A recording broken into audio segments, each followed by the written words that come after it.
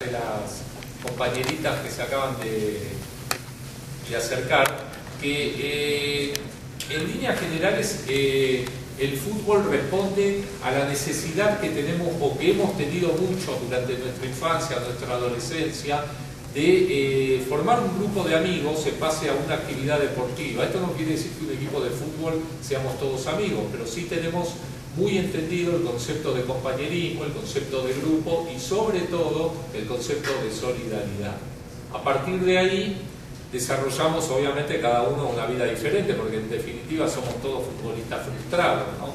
Pero no por ser futbolistas frustrados no vamos a dejar, como decía el ex arquero de Atlante y de la selección nacional, de hacer fútbol. ¿Cómo lo hacemos en fútbol? Bueno, el compañero que me rodea está un poquito anciano, pero tiene que escribir, no puede jugar. Y el otro compañero es muy malo al fútbol, entonces tiene también que escribir. Entonces yo también soy un compañero frustrado, entonces un futbolista frustrado me dedico a escribir sobre fútbol. Desde el punto de vista antropológico, soy antropólogo social. Desde el punto de vista sociológico, José Miguel Candia es sociólogo, y desde el punto de vista periodístico y profesor en letras hispánicas también, como lo es el compañero y amigo Carlos Barra. A partir de ahí, y de los libros publicados, 4, de los cuales hoy presentamos 2, porque los otros 2 están maravillosamente agotados, generamos un debate con todos ustedes. A fusionar este mundo del fútbol con la parte literaria. Es decir, ¿qué fue lo que los motivó, digamos, de alguna manera, a hacer literatura futbolera? Sí, básicamente es un proyecto mío que tiene que ver con... yo había, digamos, leído, no digo mucho, pero bastante sobre fútbol. El fútbol en realidad siempre fue una pasión mía, intenté jugar a nivel profesional incluso, y hice relaciones con el fútbol producto de un periodismo que fui desarrollando aquí en México desde el año 87, poco después de haber llegado aquí al país. Y bueno, el periodismo que desarrollaba era muy limitado porque tenía que ver con medios nacionales como La Jornada de Morelos, La Crónica de México, el Canal 6 de Cuernavaca de Morelos, pero resulta que me sentía acotado, me sentía muy restringido, incluso por gente que realmente no me restringía porque supiera más que yo de fútbol, sino por una actitud ideológica. Entonces, en un momento determinado dije, mejor me dedico a ser freelance. Y como freelance no me fue muy bien, pero sí publiqué Fútbol y Sociedad, que fue mi primer libro, en el año 2005, con el cual tenemos un blog con los compañeros aquí presentes. Y bueno, tenemos 450.000 visitas en ese blog. Y el libro que publiqué, que lo publiqué como francotirador que soy en la vida, tampoco me fue muy mal porque saqué 1500 ejemplares, lo vendí todo. Consecuencia de eso dije, acá hay un nicho, hay un espacio vacío que no hay mucha gente, salvo grandes escritores como Juan Villoro, que esté llenando ese nicho. Entonces me atreví a la saga del libro anterior a realizar Fútbol Secuestrado, que tiene que ver con la violencia, con el fútbol como rehén de parte de los grandes medios, de parte de comerciantes y representantes que no tienen ningún tipo de escrúpulos, ¿sí? Y que lo que decía hace un rato, no estoy en contra del negocio, pero ¿qué pasa cuando el negocio invade al fútbol? El que pierde es el fútbol. Está todo tan comercializado que estoy seguro que ningún chico que sea fanático del fútbol se sabe la formación de memoria de su equipo. Cosa que los que venimos de décadas anteriores no sabemos de memoria la formación de todos los equipos porque eran siempre los mismos. Ahorita cada 6 meses cambian de camiseta. Entonces, ¿de qué amor al fútbol o de qué amor a la camiseta estamos platicando, no? Poco después, con los compañeros aquí presentes, desarrollamos Fútbol, Política y Otras Pasiones, en el género de entrevistas a diversas personalidades del fútbol, y el libro que aquí tenemos, Tiempo de Descuento, que es una antología en donde incluimos jugadores, escritores, periodistas y también autores inéditos. Gente que nunca escribió en un medio y que publicó su cuento de fútbol o de la vida aquí en este libro, El Tiempo de Descuento. Acotando un poco lo que dice Prigolini, Creo que la necesidad de escribir un libro es también por esa necesidad forzada de decir algo, de comentar algo, de gritar algo por medio de las páginas. Sí, ciertamente todos somos frustrados porque todos quisimos ser futbolistas. ¿Es eso o ser astronauta, creo? Lo más recurrente es ser futbolista. Bueno, las niñas no. Pero es otra manera también de ocupar ese espacio, que el fútbol también crea códigos, ¿no? Haces amigos con el fútbol, haces enemigos con el fútbol, crea un sentimiento de competitividad, de superioridad, de crear o llegar a ciertos alcances. Hay infinidad de historias que el fútbol se desprende, quizá por eso el medio intelectual mexicano no lo toma mucho en cuenta. Sin embargo, el medio intelectual sudamericano y el europeo le da mucho cobijo a lo que es el fútbol porque se desprenden demasiadas historias. En realidad de todos los deportes, yo creo que todos alguna vez hemos practicado algún deporte y hay sensaciones o hay pensamientos que se nos pasan por la cabeza. Por ejemplo, aquí hay chicos y hay chicas, pero a los chicos quizás siempre les gusta que vaya la novia a verlos jugar y por la novia tratan de hacer un gol. De ahí se desprende fácilmente una historia si lo haces 20 años después. El sentimiento de un padre por un equipo, por traspasarle los colores a su hijo y el hijo a lo mejor no los quiere, que es lo que pasa mucho en Rosario, en Argentina, ¿no? Con la gente de Newell's, con la gente de Rosario Central. Es decir, son simplemente dos ejemplos muy, muy pequeñitos de lo que es el fútbol. Por ejemplo, en mi caso, mi papá era de las Chivas a morir. Cuando se muere lo enterramos con la playera de las Chivas, porque es un sentimiento ya muy, muy metido de él. Yo no le voy a las Chivas, tampoco voy a decir a quién le voy, pero no le iba a su equipo. No le iba a su equipo. Sin embargo, curiosamente, la primera vez que mi padre me llevó a un estadio fue un estadio vacío, contrariamente a lo que cualquier pensaría, ¿no? Entramos al estadio de CU porque el sueño de mi padre era que yo estuviera en Ciudad Universitaria, y me metí al estadio de CU un martes que había entrenamiento y que era puerta cerrada porque estaba el Tuca Ferretti, y el Tuca Ferretti es lo mismo que un militar. Mi papá se metió por todos lados, sobornó a los que tenían que sobornar, y el caso es que yo estaba en el estadio de CU, que era mi primer estadio, como a los 9 años, impresionado por lo que era el estadio, sin saber que había murales de Diego Rivera afuera, pero impresionado porque era un estadio, porque yo veía una cancha de fútbol y porque había un equipo entrenado por primera vez. Y sin embargo, mi padre no era ni de Pumas, ni había estudiado en CU, y yo no le iba a las Chivas, y él lo único que quería era que las Chivas salieran campeones. Ese tipo de sentimientos, ese tipo de sensaciones, no sé si las transmití ahora, pero literariamente es mucho más sencillo transmitir. Y de ahí se desprenden infinidad de historias, porque los personajes es un paisaje variopinto de personajes, ¿no? Desde el árbitro, desde el utilero, desde el auxiliar. Es decir, el fútbol es una pequeña obra de teatro en donde todos participan y tienen algo que decir y algo que hacer, ¿no? Periodísticamente tenemos un dicho que decir: no hay malos entrevistados, hay malos entrevistadores, porque todo el mundo tiene algo que decir, y en el fútbol es mucho más sencillo porque todos tienen algo que contar, ¿no? Y todos estamos medianamente cercanos al fútbol. A lo mejor las mujeres que lo quieren practicar o que ven al papá todos los domingos que juega por no sé qué extraña razón. Hace mucho tiempo yo fui a hacer un reportaje al bordo de Xochiaca, ¿no? Iban las mamás con los niños en brazos a acompañar a los esposos y a los hijos en medio de montones y montañas de basura, ¿no? Y pasaban, caminaban, había mosquitos, había botellas, había agua sucia, y pasaban felices por ahí porque era como su domingo familiar. Y ahí estaban las mujeres, y a la mujer le dice: ¿por qué no se va a otro lado? ¿Por qué no se va a misa? ¿Por qué no se va a ver las comedias?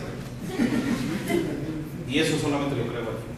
Sí, yo hice la pregunta de ese sentido porque decía Juan Villoro en el High Festival de Zacatecas hace 2 años, que la importancia de él surgió a partir de escuchar la narración de fútbol de Fernando Marcos, de Fernández, ¿cómo se llama? Ángel Fernández. Por ahí viene el asunto, ¿no? Y quizá para pasar un poquito a la parte de Valdano, cuando él hace una relación muy cercana a la literatura desde el punto de vista futbolero, yo citaría aquí que el chico que lleva a su novia, que lo vea jugar fútbol, es como un héroe, ¿no? Máxime se anota un gol. Por ahí así, entonces es un héroe. Lo malo es que no que la novia lo esté. Exactamente, está casando Oscar, ¿no? O podría pensar que ¿por qué se pelean con una pelota? Vengan todos para darle una a cada quien y ya se acaba el problema, ¿no? Podría ser esa una solución para el fútbol, ¿no? En una entrevista que acabamos de hacer con Carlos Barrona al profesor Ángel Capa, ex entrenador de Atlante y de Huracán de Argentina, lo definió con una frase muy buena: es una excusa para ser feliz. Pero por ejemplo, a mí me dijera una chica, una niña, una señora, que nos dijera qué opinan del fútbol. ¿Les gusta, no les gusta? ¿Lo odian? ¿Les gusta que les distraigan la vida? Yo creo que sí les gusta, ¿no? Si fuera una compañera al novio. Yo definitivamente lo odio.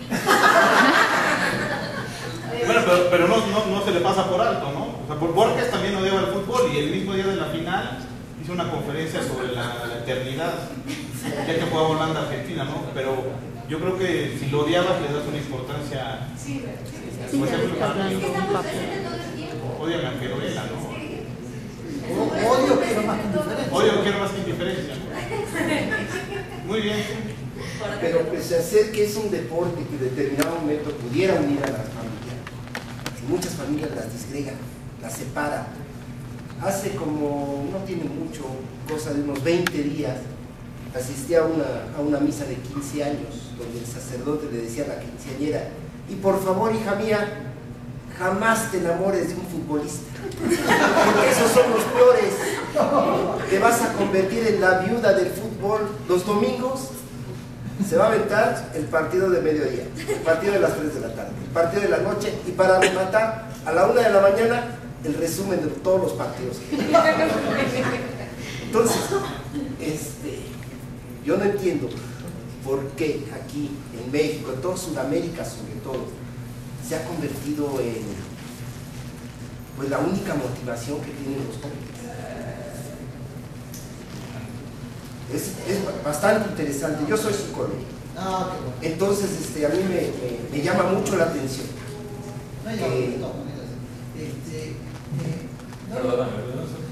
En relación a lo que decís, antes que tome el micrófono Gabriel, que es sociólogo y sabe mucho al respecto, hay una frase de Juan Villoro que contiene un poco parcialmente la respuesta de lo que estás preguntando.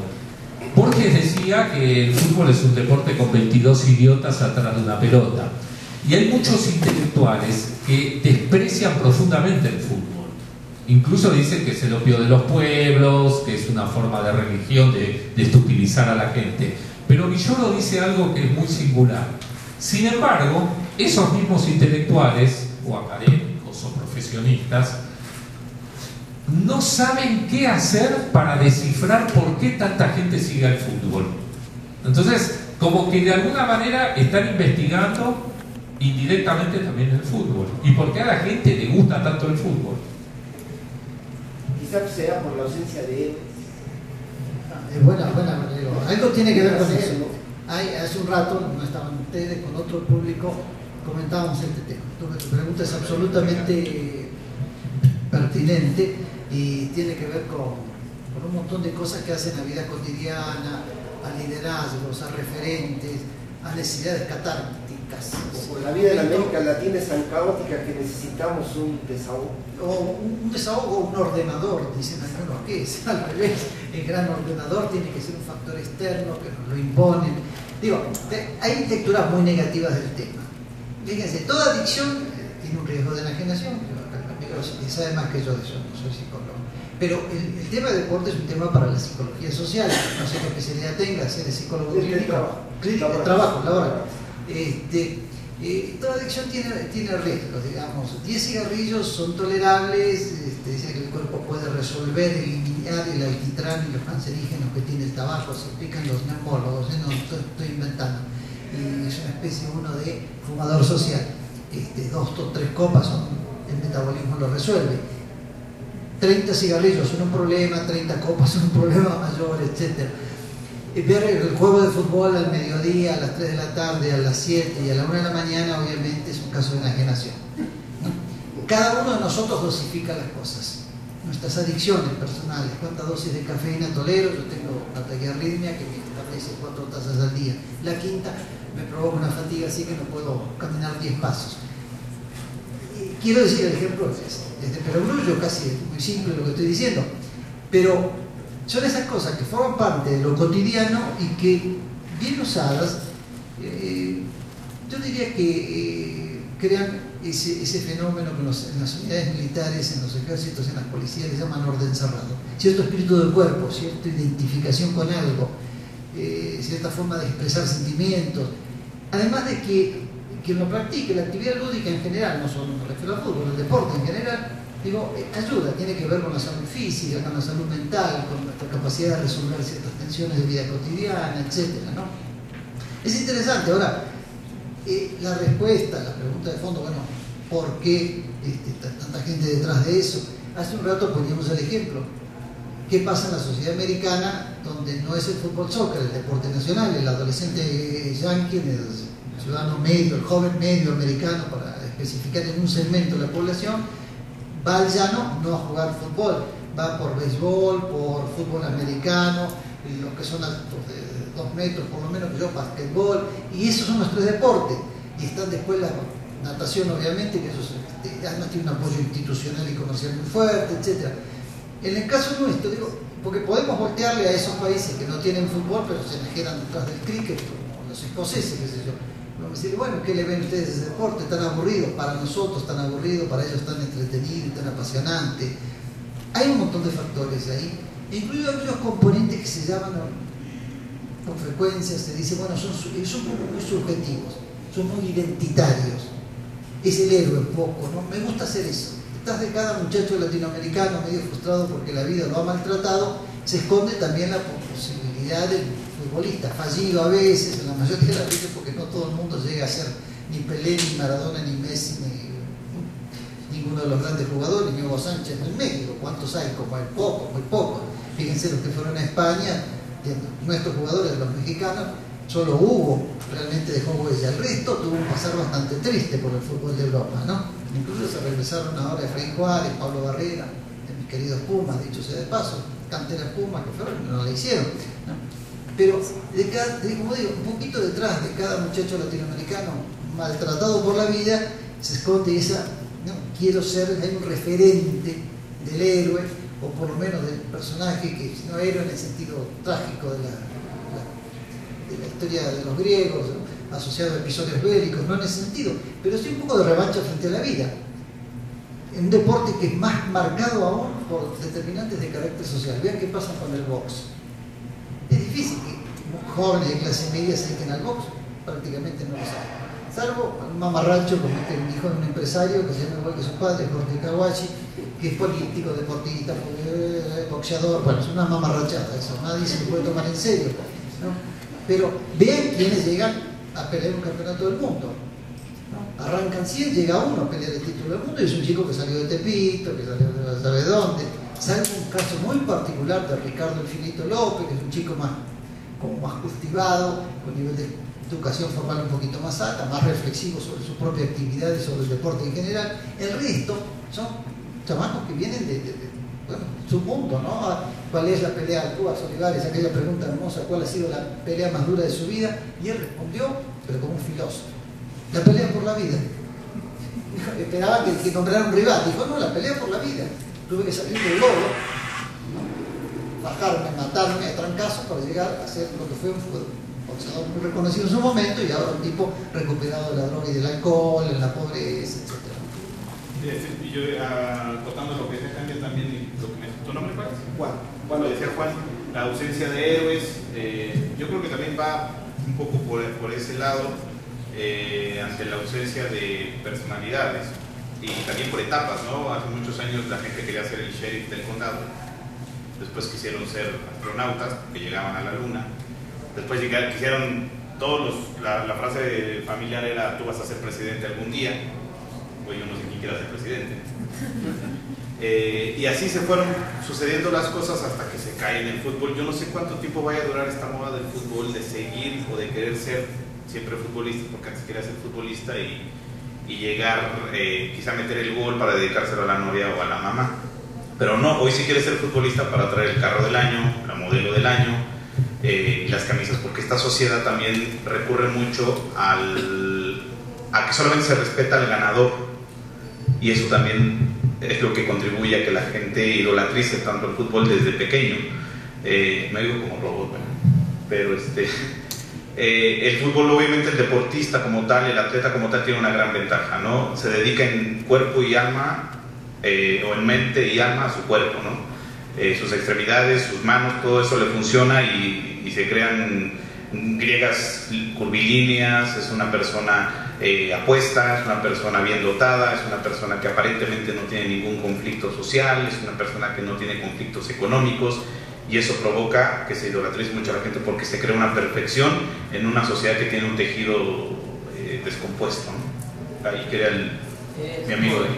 Sí, como dice antes el fútbol se seguía por el amor a la camiseta, por así decirlo, porque le gustaba cómo jugaban los jugadores, pero ahora ya...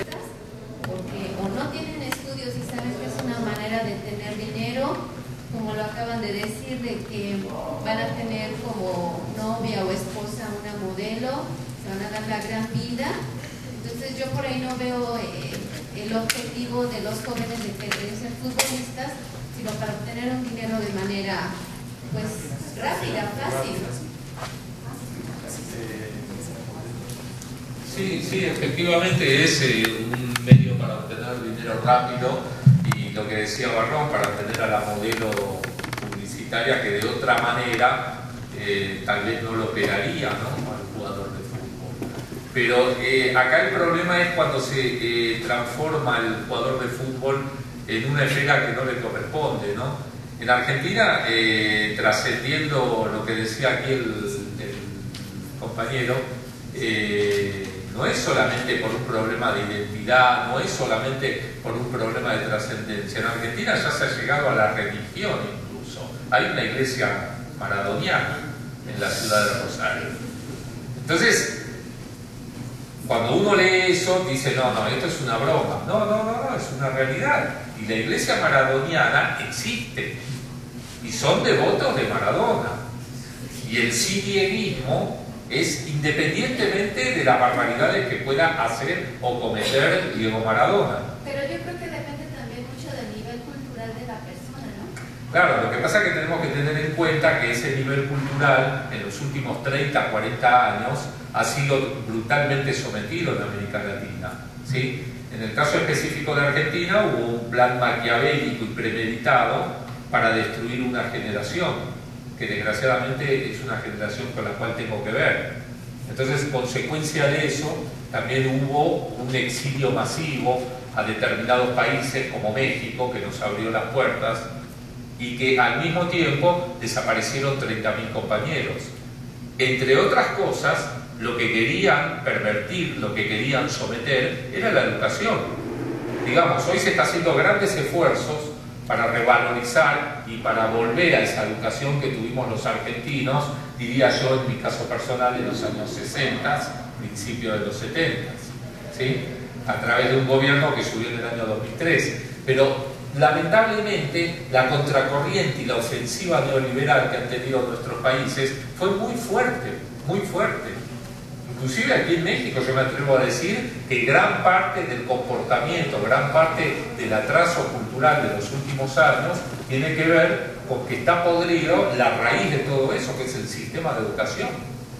Entonces, desde ahí nacen deformaciones totales. Yo a Maradona lo reivindico totalmente como jugador de fútbol. Fue lo más grande que vi en mi vida como fanático de la selección, y el mundial que ganó aquí en 1986 a mí me dio cierta felicidad, debo reconocer. Pero tampoco le puedo decir a Maradona que se meta, como dice Juan Villoro también, a hacer un Che Guevara de pantalones cortos, porque muere en el intento, fracasa en el intento, con sus propias contradicciones. Adorar al mismo tiempo, por decir algo, a Fidel Castro y a Che Guevara, y hacer la vida que hace Maradona, obviamente hay una contradicción muy fuerte, ¿no? Entonces no le pidamos tampoco al futbolista lo que a veces no le pedimos a nuestros políticos o a aquellos que nos representan en las elecciones, ¿no? Entonces es ahí donde se hace una disociación del personaje. Y efectivamente es cuando mezclamos el fútbol con la política. Tal vez ustedes no habían llegado, a la hora anterior nosotros reiterábamos que una pregunta muy común en los foros es: ¿qué tiene que ver el fútbol con la política? No, el fútbol en este momento es utilizado por todos los sistemas políticos. El sentimiento de patria y fútbol están muy, muy ligados, hasta el punto que lo utilizaron las grandes dictaduras militares, tal vez las más criminales que hemos tenido que soportar la humanidad, como el Berlín de Hitler, como la Italia de Mussolini o como la dictadura militar que imperó en mi país en la época de Videla, ¿no? Entonces, consecuencia de eso, hay un deterioro a nivel cultural, a nivel social y también a nivel educativo, y obviamente el fútbol es un elemento sensible y masivo para poder sacarle el jugo, ¿no?